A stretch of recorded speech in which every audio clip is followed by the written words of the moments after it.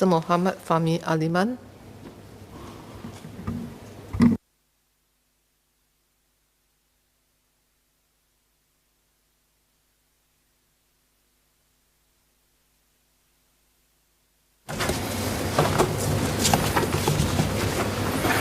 Madam Deputy Speaker, as we look to celebrate Singapore's 56th National Day, it's also timely that we take stock of what we have achieved while looking to the future to see how we can move towards the new normal.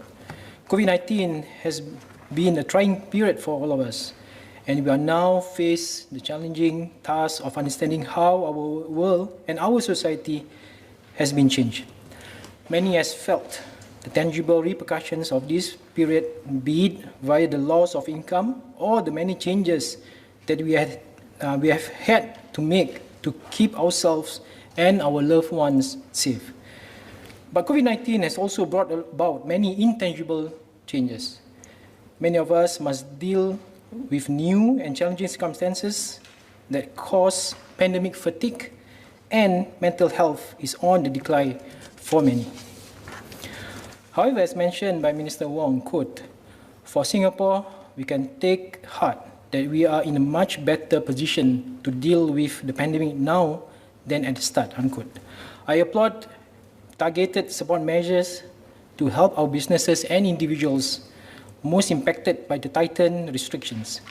At NTUC, we have been working closely with all stakeholders to help both businesses and workers alike, and we will continue to do so as long as necessary.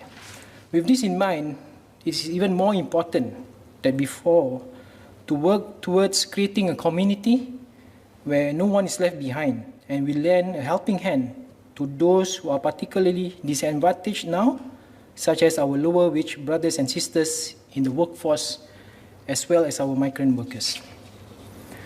Madam Deputy Speaker, Mahatma Gandhi once said, quote, "A nation's greatness is measured by how it treats its weakest members," unquote.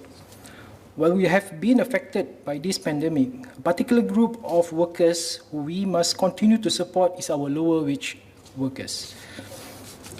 We have seen that in the past decade or so, from 2009 to 2019, the real wages of our resident lower wage workers who are at the 20th percentile have grown by 39% compared to the median of 33%.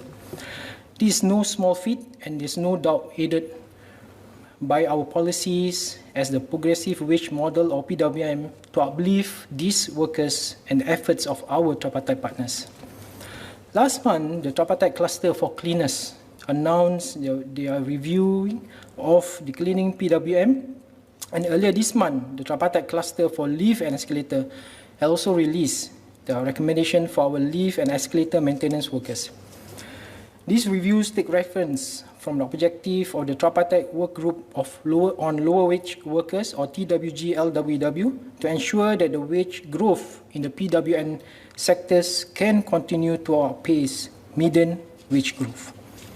The tripartite work group is set to release its recommendations in the coming months, and I would like to reiterate the hopes of the labour movement that this recommendation will lead to tangible outcomes for our workers, such as suspension of the PWMs to cover more workers at the 20th percentile and below. I am aware of concerns on the ground regarding potential increased manpower costs and how this could impact customers and firms alike. As I had mentioned in my previous speech, everyone has a part to play in creating a more caring and inclusive society. This admittedly may mean paying more, but we are mindful of and share our partners' concern to ensure that manpower costs remain sustainable for all, to create better jobs with a good working environment and increases in productivity. In addition to ensuring sustainable wage increases, policies like the Workfare Income Supplement Scheme, or WIS, continue to be an important tool in uplifting our lower wage workers, and significant improvements to the scheme have been made during the reviews in 2017 and 2020. I am assured that the government will continue to review WIS at regular junctures and would like to reiterate my call to expand coverage of WIS by lowering the age eligibility of the scheme to 30, as well as increase the WIS payout for essential service workers. By lowering the age eligibility, many more workers who may need help with their young families or the added financial help to upskill will be able to do so. Increasing the WIS payout to our essential workers will also acknowledge the valuable role they play in our society and the social value of their jobs. I would like to call for the government to consider once again expanding the coverage of WIS to these groups to ensure the workers that need the most assistance remain adequately supported. Beyond efforts like the PWMs and WIS, I am also encouraged by the other efforts to support our lower wage workers. The Alliance for Action for Lower Wage Workers, for example, brought together people from different walks of life, students, business owners, and unionists with the aim to mobilize community to support our workers through ground-up initiatives and help uplift their well-being. There are many promising ideas, and I hope work will continue to develop these projects to show appreciation for our essential service workers. One of these ideas mentioned during the recent AFA engagement is the rest area guidebook, which includes the 2D and 3D designs of plug-and-play rest area configurations. This complements the call made by the labour movement and our partners to provide our essential service workers with a more dignified and comfortable working environment, such as access to proper and reasonable rest areas. I'm also heartened by the news that the project team has connected with SCAPE and National Youth Council to set up the rest area for the outsourced workers, and youth volunteers taking up the role of defenders to these workers. I hope that months to come, we'll be able to hear more of and about these ground-up initiatives. And I would like to encourage all stakeholders to continue the support of these tangible steps in creating the more inclusive and caring environment for our workers. In addition to the support given to our lower wage brothers and sisters, I am also encouraged to hear stories of many Singaporeans who have gone out their way to appreciate our migrant workers. I'm heartened by the response from Minister for Manpower, Dr. Tan See Leng, to the Labour Movement's calls to expand the Foreign Employee Dormitory Act or FIDA to cover our dormitories in Singapore. We believe that this move will help enhance the existing requirements with the additional needs in important areas where health and safety and the provision of social services which should be afforded to all our migrant workers regardless of their dormitories. I also applaud the move to provide long-term access to primary health care for our migrant workers.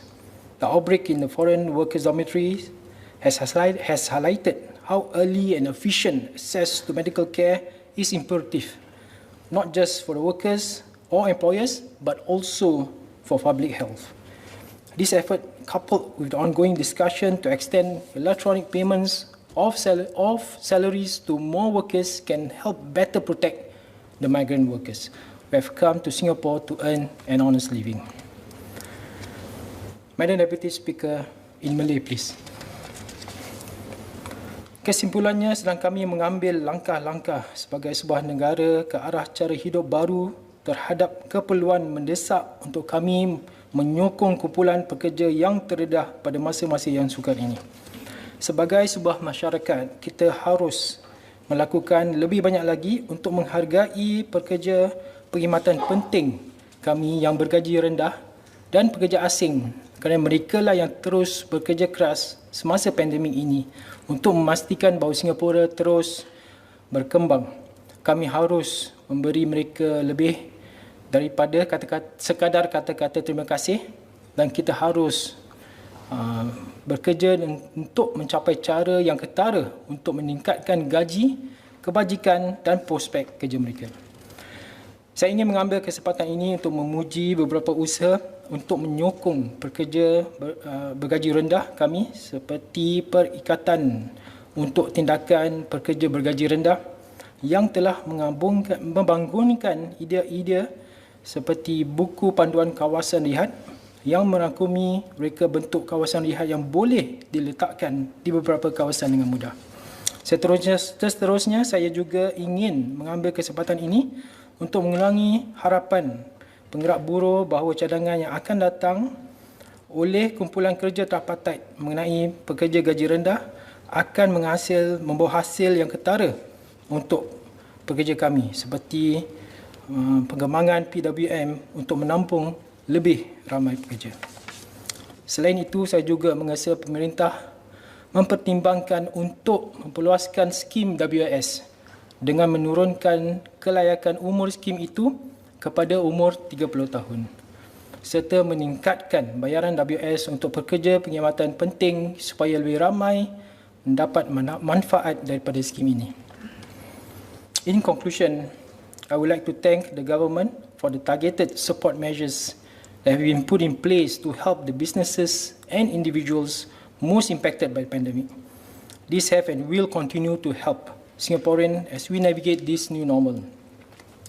NTUC, as always, will continue to work hard to support all workers, but I also like to take this opportunity to call upon all of us, be it in the government, organizations, and individuals alike, to offer our support when we can to those who have been particularly affected during these times.